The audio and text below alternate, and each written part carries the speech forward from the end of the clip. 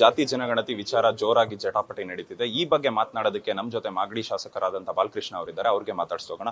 Sir, ಈ ಜಾತಿ ಜನಗಣತಿ ವರದಿ ಏನ್ ಮಂಡನೆ ಆಯ್ತು, ಆ ದಿನದಿಂದ ಕೂಡ ಅಷ್ಟೇ ವಿರೋಧ ಪಕ್ಷದವರು ಕೂಡ ಸಾಕಷ್ಟು ಜನ ವಿರೋಧ ವ್ಯಕ್ತಪಡಿಸಿದ್ದಾರೆ. ಮತ್ತೆ ನಿಮ್ಮ ಪಕ್ಷದಲ್ಲಿ ಇರ್ತಕ್ಕಂಥವ್ರು ಕೂಡ ಇದ್ರ ವಿರುದ್ಧ ಅಸಮಾಧಾನ ಹೊರಹಾಕ್ತಿದ್ದಾರೆ. ಇದ್ರ ಬಗ್ಗೆ ನೀವೇನ್ ಹೇಳ್ತೀರಿ ಸರ್?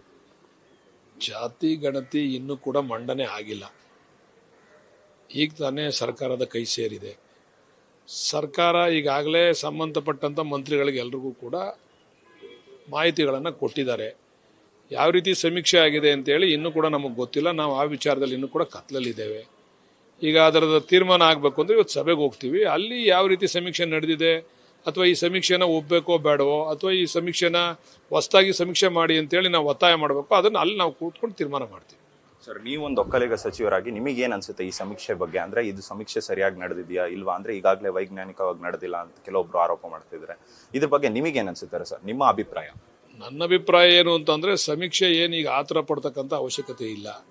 ಅದು ತಳ ಹಂತಕ್ಕೆ ಹೋಗಿ ಸಮೀಕ್ಷೆ ಆಗಬೇಕು. ಯಾಕಂದರೆ ಎಲ್ರಿಗೂ ಕೂಡ ನ್ಯಾಯ ಸಿಗಬೇಕು ಅಂತಂದರೆ ಸಮೀಕ್ಷೆ ಪರಿಪೂರ್ಣವಾಗಿರಬೇಕು, ಅರ್ಧಂಬರ್ಧ ಆಗಿರಬಾರ್ದು. ಬಟ್ ನನಗೆ ಮಾಹಿತಿ ಇಲ್ಲ ಇದು ಸಮೀಕ್ಷೆ ಪರಿಪೂರ್ಣವಾಗಿದೆಯಾ ಅಥವಾ ಅರ್ಧಂಬರ್ಧ ಆಗಿದೆಯಾ ಅಂತೇಳಿ. ನಾನು ಕೆಲವರೆಲ್ಲ ವಿಚಾರ ಮಾಡಿದಾಗ ಯಾರ ಮನೆಗೂ ಬಂದು ಸಮೀಕ್ಷೆ ಮಾಡಿಲ್ಲ ಅಂತಕ್ಕಂಥ ಮಾತುಗಳನ್ನು ಆಡಿದ್ದಾರೆ.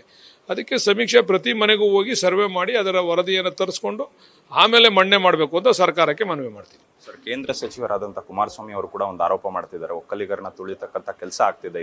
ಇದ್ರ ವಿರುದ್ಧ ನಾವು ಹೋರಾಟ ಮಾಡ್ತೀವಿ, ಇದು ಸಮೀಕ್ಷೆ ಸರಿಯಾಗಿ ನಡೆದಿಲ್ಲ ಅಂತ. ಕುಮಾರಸ್ವಾಮಿರವರು, ದೇವೇಗೌಡರು ತೆಗೆದುಕೊಂಡಂಥ ರಾಜಕೀಯ ತೀರ್ಮಾನಗಳಿಂದ ಒಕ್ಕಲಿಗರು ತುಳಿತಕ್ಕೆ ಒಳಗಾಗಿದ್ದಾರೆ. ಒಕ್ಕಲಿಗರು ಅವ್ರನ್ನೇ ನಂಬಿಕೊಂಡು ಅವ್ರಿಗೆ ಹೆಚ್ಚು ಮತಗಳನ್ನು ಕೊಟ್ಕೊಂಡು ಬಂದಿದ್ದಾರೆ. ಆದರೆ ಅವರಿಂದ, ಅವ್ರ ಕುಟುಂಬದಿಂದ ಒಕ್ಕಲಿಗರಿಗೆ ನ್ಯಾಯ ಸಿಗ್ತಕ್ಕಂಥ ರೀತಿಯಲ್ಲಿ ಯಾವುದೇ ಅಧಿಕಾರ ಬಂದಂಥ ಸಂದರ್ಭದಲ್ಲೂ ಕೂಡ ತೀರ್ಮಾನ ಆಗಿಲ್ಲ. ಅಧಿಕಾರ ಬರೋಂಥ ಪ್ರಯತ್ನನೂ ಕೂಡ ಅವರಿಂದ ಆಗಿಲ್ಲ. ಅವರು ಏನು ಒಕ್ಕಲಿಗರು ಅವ್ರಿಗೆ ಅವರನ್ನು ಹಿಂಬಾಲಿಸಿದ್ದಾರೆ, ಅದಕ್ಕೆ ಸರಿಯಾದಂಥ ನ್ಯಾಯವನ್ನು ಕುಮಾರಸ್ವಾಮಿ ಅವರು ಕೊಟ್ಟಿಲ್ಲ.